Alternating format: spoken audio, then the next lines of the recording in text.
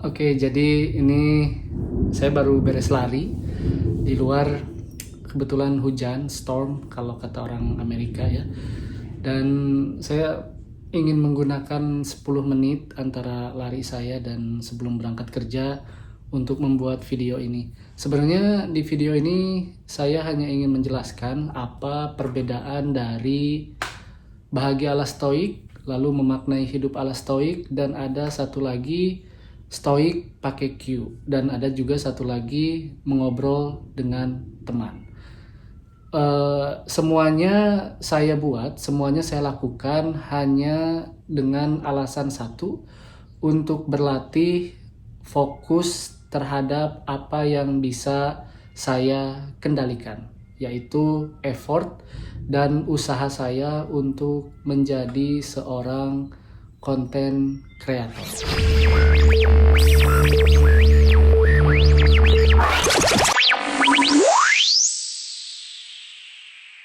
Jadi yang pertama itu saya bikin bukan seorang stoik, karena waktu itu sebenarnya saya masih belajar dan masih mempraktekkan. Sampai sekarang pun saya masih belajar dan mempraktekkan. Cuman saya merasa ilmu saya menjelaskan dan referensi saya menjelaskan apa itu stoikisme belum luas, dan saya pun waktu itu belum mengerti bagaimana cara mempraktekannya.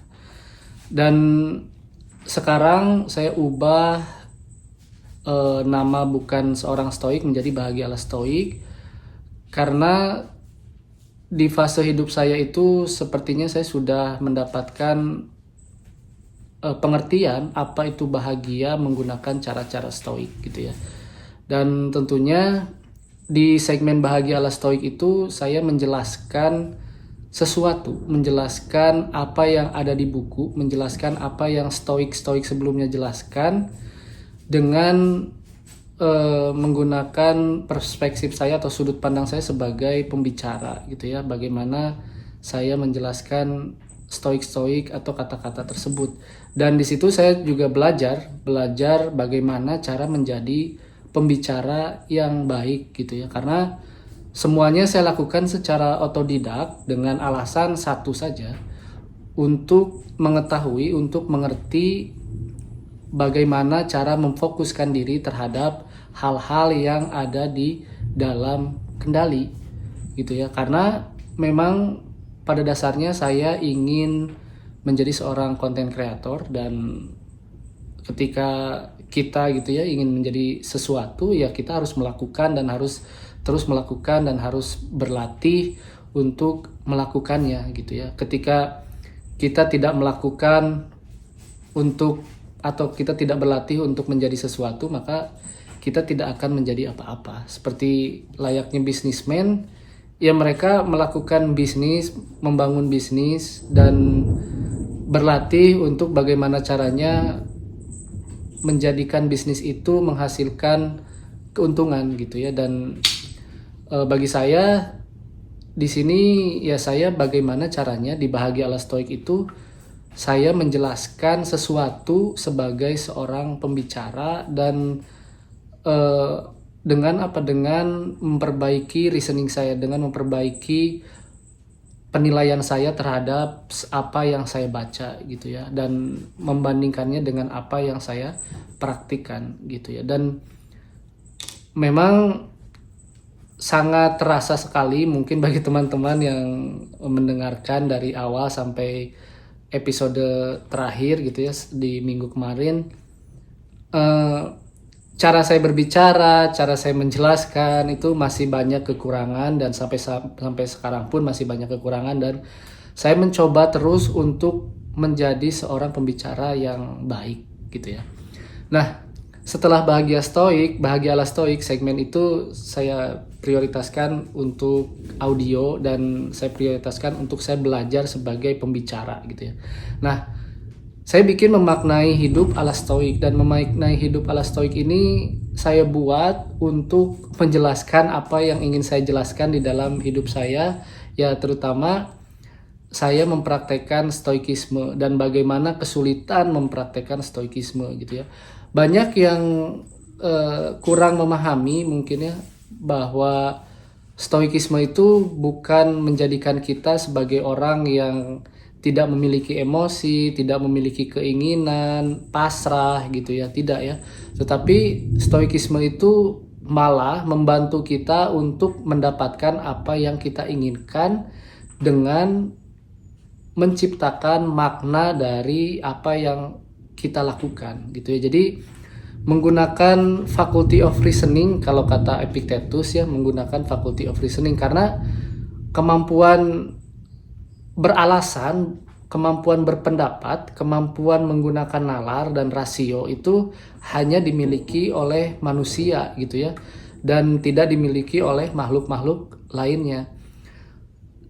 Ketika kita melakukan sesuatu dan kita hanya melakukannya saja, maka kita akan merasa bahwa hidup kita itu kosong gitu ya, hidup kita itu tuh tidak memiliki makna apa-apa gitu. Kita itu hanya melakukan apa yang harus kita lakukan ya, seperti binatang saja gitu. Seperti binatang kan, makan ya makan, lapar ya makan gitu ya, haus ya minum gitu ya, apapun yang majikannya kasih atau apapun yang memang mereka sukai gitu. Tetapi ketika manusia diberikan nalar, maka kita harus berpikir gitu, ketika kita lapar apa yang harus kita makan? Apakah kita harus makan makanan yang berminyak atau makanan yang sehat? Apakah kita harus minum makanan yang banyak gulanya atau minum air putih saja gitu ya, kayak ini minum air putih. Itu sebenarnya yang dimaksud oleh nalar gitu ya, oleh mungkin para filsuf, mungkin para Rocky Gerung juga mungkin ya. Karena memang stoikisme itu mengajarkan kita berlatih menggunakan nalar dari mempraktekkan hal-hal yang kecil di dalam hidup kita gitu ya, seperti memilih apa yang kita minum, memilih apa yang kita makan, memilih apa yang kita lakukan. Tentu saja menggunakan alasan gitu ya, kenapa kita tidak mau minum-minum gula misalkan. Oh, minum-minuman yang banyak gula itu tidak sehat kan ya, bisa menghasilkan diabetes atau segala macam. Kenapa kita tidak mau makan makanan yang berminyak misalkan? Karena memang banyak minyak itu kan tidak baik gitu ya, tidak baik, apapun itu alasannya. Kita bisa memilih gitu, dan manusia itu bisa memilih dengan menggunakan alasan. Lagi hujan di luar. Nah, maka dari itu di sini saya juga ingin menceritakan apa yang saya lakukan, kenapa gitu ya, dan tentu saja banyak sekali alasan-alasan yang bisa kita pilih, alasan-alasan yang bisa saya pilih dari stoik-stoik sebelumnya, karena memang buku-buku stoik itu menjelaskan bagaimana seharusnya kita melakukan hidup kita gitu ya, karena kita itu kan ingin hidup bahagia, kita itu ingin hidup yang baik. Maka ketika kita ingin hidup yang baik, maka kita harus melakukan sesuatu dengan alasan-alasan yang baik pula, kayak gitu ya. Jadi itu adalah memaknai hidup ala stoik. Saya menceritakan apa alasan saya melakukan sesuatu dan bagaimana perasaan saya gitu ya. Nah, lalu yang ketiga itu adalah stoik pakai Q. Itu sebenarnya ide saya aja untuk ngasih segmen supaya berbeda gitu ya.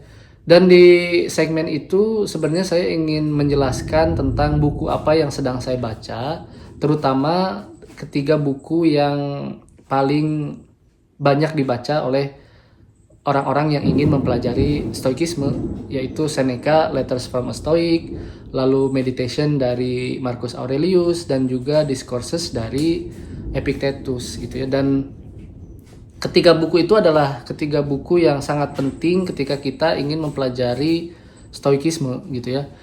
Buku itu memang sangat sulit untuk dibaca dan untuk dipahami ketika kita tidak mengerti konteksnya. Maka dari itu saya sedikit menjelaskan konteks dari ketiga buku itu di Medium. Kalau kamu pengen baca, Medium saya ada di medium.com dan nama saya Jason Herlambang, cari aja. Saya mencoba menulis di situ seminggu sekali ya. Nah, lalu selain ketiga buku itu, saya pun ingin membahas buku-buku yang lain, karena ini pun mempraktekkan saya mempraktekkan apa yang ditulis oleh Seneca di dalam bukunya Letters from a Stoic tentang pentingnya membaca buku gitu ya. Jadi dia bilang every day acquire something to prepare yourself to face poverty, death, and other unfortunate gitu ya. Jadi kita itu setiap hari harus mendapatkan sesuatu untuk lebih mengerti dan lebih memahami, sehingga pemahaman itu bisa menjadi benteng kita untuk menghadapi kesulitan gitu ya. Kesulitan, kemiskinan gitu ya, dan juga kematian. Bukan kejadiannya sebenarnya, tapi pemaknaannya kalau yang saya baca gitu. Jadi bagaimana cara kita, dan kita itu harus mengubah perspektif kita atau point of view kita terhadap kemiskinan, terhadap kematian, terhadap kesulitan lain, untuk menjadikan apa? Untuk menjadikan diri kita itu lebih baik setiap hari, karena itu yang berada di dalam kendali kita gitu ya. Mengusahakan effort, mengusahakan aksi kita atau perilaku kita setiap hari untuk memaknai kejadian-kejadian tersebut, kejadian-kejadian yang memang tidak mengenakan, kalau kata orang kesialan gitu ya. Dan kemarin saya bukan banyak sih, salah satunya ngobrol sama Bang Odi dan teman-teman di LSF Odyssey gitu ya, yang notabene mereka itu adalah mahasiswa UGM, dan mereka punya keresahan sebenarnya bahwa stoikisme sekarang itu banyak direduksi dari inti filsafat itu sendiri. Dan sebenarnya di sini saya ingin menjelaskan bahwa itulah inti dari stoikisme sebenarnya.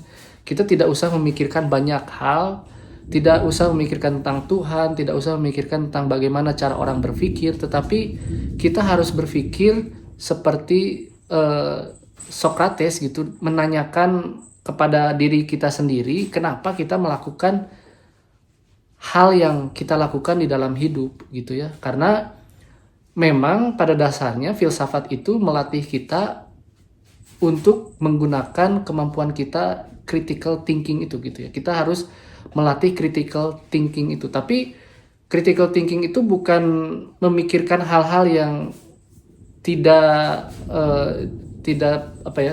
penting dalam hidup kita gitu, seperti memikirkan orang lain, memikirkan pemerintah dan segala macam gitu. Karena critical thinking itu bisa digunakan sebagai kita merefleksikan diri kita, apa yang kita lakukan, apa yang kita inginkan, dan apa yang kita tuju di dalam hidup kita gitu ya. Jadi mungkin demikian episode ini saya menjelaskan tentang ketiga segmen yang ada di channel YouTube saya dan Spotify. Terutama video ini khusus saya sampaikan kepada pendengar saya, teman-teman saya di Spotify yang sudah setia menemani saya dari awal tahun lalu sampai tahun ini ya. Semoga kita bisa menjadi pribadi yang lebih baik dengan mempraktekkan stoikisme, sehingga kita lebih siap untuk menghadapi kesulitan-kesulitan di dalam hidup kita. Terima kasih, sampai jumpa di episode berikutnya.